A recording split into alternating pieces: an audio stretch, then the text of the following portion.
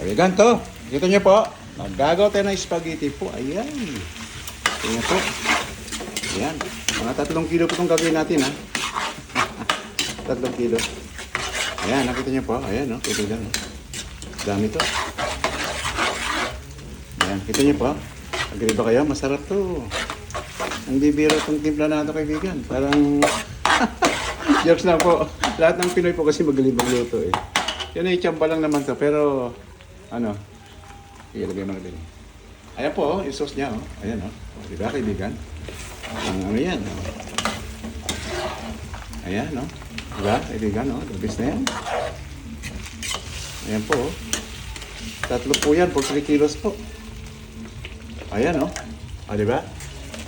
Ayan, kaibigan. Ayan.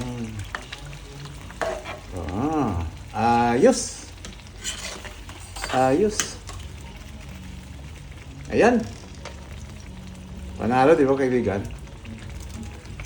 Mamaya po, pag pakita ko sa inyo. Pagkaluto ng sauce niya, siyempre po. Medyo mga 5 minutes siguro.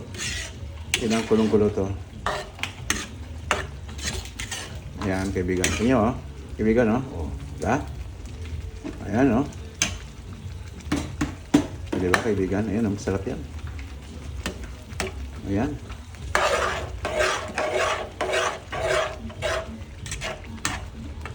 Ayan, oh, kaibigan, oh. Lapot na.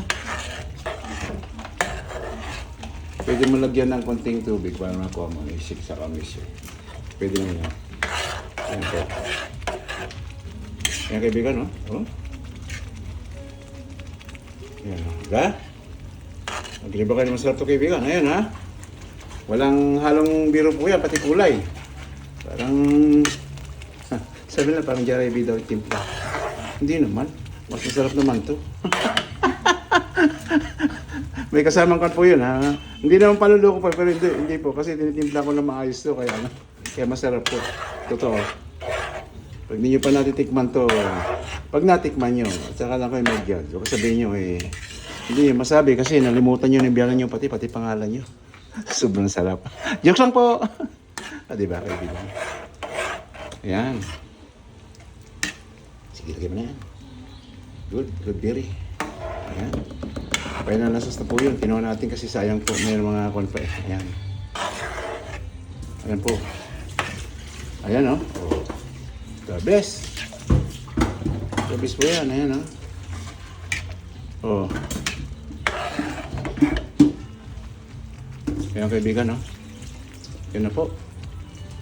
Maraming salamat po. Mamaya, makikita niyo po pagtapos na to, kaibigan.